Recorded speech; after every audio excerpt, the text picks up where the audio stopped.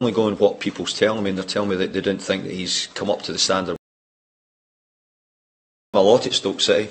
I thought he's the sort of player you would never be keen to play against if you were a right full-back, because of his power, his strength, what he could do. But he also has to be a team player, and I could say the clips I have seen at times he's not looked a team player. But he wouldn't be the only one I would say that about in the games I've watched West Ham. I'd say that there's other players are going to have to do the work for the team if they're going to be part of it. I think perhaps it's fair to say that your last 3 jobs haven't been a fair reflection of your pedigree as a manager, especially given your experience. What makes you sure that you're the man who can turn West Ham around right now? Well, I could go back again and I could talk about the old days, or I could talk about the future. I could talk about winning Manager of the Year 3 times in a row. I could talk about getting the biggest job in the world. I could talk about going and being one of the only managers British managers who've ever had a job in Spain. I could do all that, but I think now it's time to stop talking like that and start talking about what's coming next. And what's coming next, I've got Watford, and I've got to try and get a team ready, prepared, who can put on a show and get us a result. Talking of Watford, they've lost the last 3 games. A bit of an unsettling period around their manager as well in the last 10 days or so. Does that play into your hands as a manager, especially if you're looking for weaknesses in the opposition? Well, I think it can become a situation where it can make a little bit of uncertainty. I hope it does, I've got to say. I think Marco Silva's done a really good job since he came in at Hull, and I think what he's done at Watford. And that's why if you do good jobs then you do get mentioned for the big jobs. I think you beat him last season when he was at Hull. Yeah. Are you surprised that, you must know him a little bit, are you surprised he's been mentioned for your old job at Everton?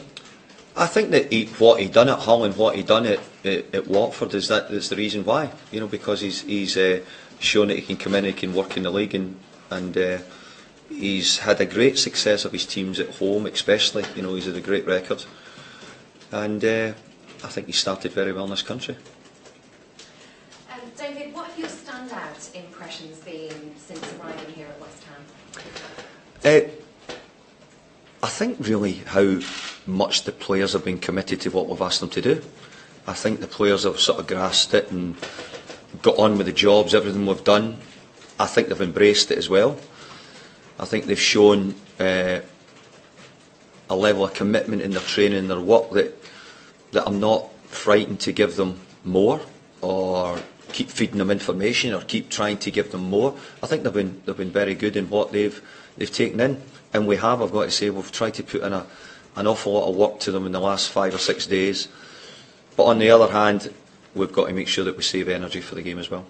When you've spoken about taking responsibility and the players needing to, when you look at the players that you've trained with so far, how many natural players who are going to dig each other out? You want players who are going to communicate, and I've got to say I've seen that here, and because of that, I've got to say that gives me a big hope, because you need the players to take ownership of what they're doing and their own personal performances. You've likened this team to your job at Everton. You say that they're a tough side, West Ham are a tough team. How would you go about getting that toughness back? Well, I think when I likened it, I think that I was drawing parallels to the supporters, the club, the people, and I think there is a parallel to that. But again, I don't really want to keep talking back the way. I want to keep talking forward, and I'm saying I do think that West Ham have got an awful lot going for them. We've got a fabulous stadium which we're going to play in for the next 50 or 100 years, and we better start getting used to it and start winning there. So those things I think are going forward, and the other things we have to look to. Watford next. Is this the one team that you don't really know what you're going to get with them, especially at the moment? I think Watford have played really well. I've obviously taken and watched a few games. I think their football's been quite smooth. I think they're in a really healthy league position, and they've obviously got a player who's making a bit of a difference in Carlson.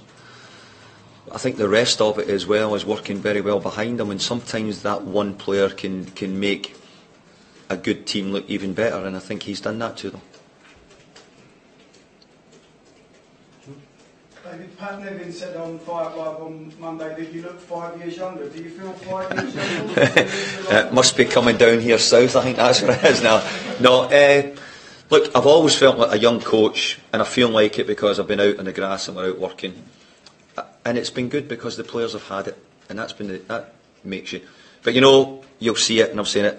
What changes managers is winning and losing. At the moment, I've not had any games. My games are to come up and I have to win the games. I think it changes them, and it's tough. But I feel good. I've really enjoyed short time off, watched some games, went to India, watched under 17s, done a few conferences and different things, talked to the coaches in different parts. So I'm enjoying doing what I do, and I hope that it can continue that way. Talking of being down in London, are you enjoying it? I know you haven't been here long, but how have you found it so far? Yeah, I've enjoyed it. I've had a chance to have a walk around Canary Wharf. I think that's about as far as it's got, really. We've been sort of full on. We're doing an awful lot of video work at the moment and trying to look at past stuff, and we're trying to look at future stuff and what we want to implement as well. And probably the hardest thing is trying to get everything going really in 2 weeks for what we would want. And as you well know, it's probably not possible to do that, but we're trying to get as many bits into it with my new team. Alan, Stuart, Billy, they've all got tasks around the place as well, and we're trying to get as much coaching in. We're trying to working with the players as much as we can, and some of that isn't always on the grass. Some of it's watching the videos or doing little bits of video work to see how they're doing. You mentioned Stuart Pearce. What's he brought since he's Well, nothing what you wouldn't expect him to bring. He's got a real fire in his belly, which hasn't changed as a player. Bundles of experience from whether it be a player, whether it be a manager. Great knowledge. And I think I want us to have a team which, we're saying, I want every angle covered.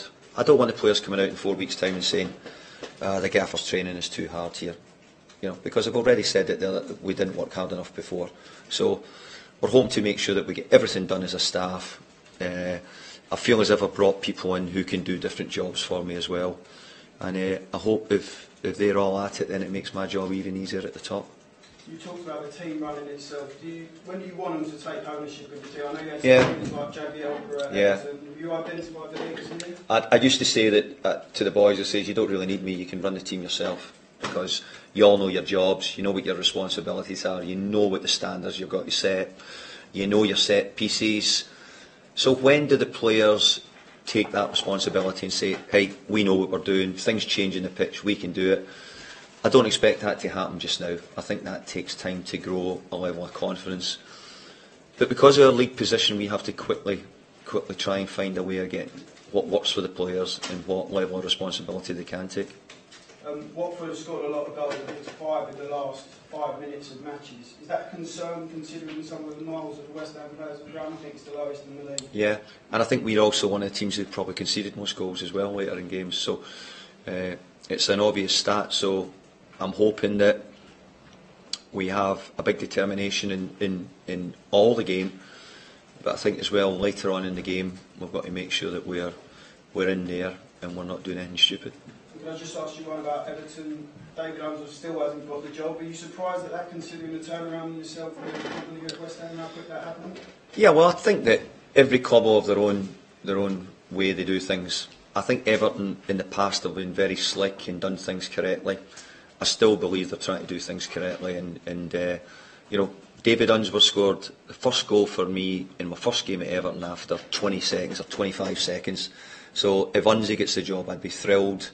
I hope it's a good omen for me coming here, and I've got someone who's going to score a goal for me in 25 seconds, and Sunday would be great. Okay, fantastic. Cameras off, please, guys. Fulham, yeah. And then Duncan scored as well, I think. 2-1. 2-1, yeah.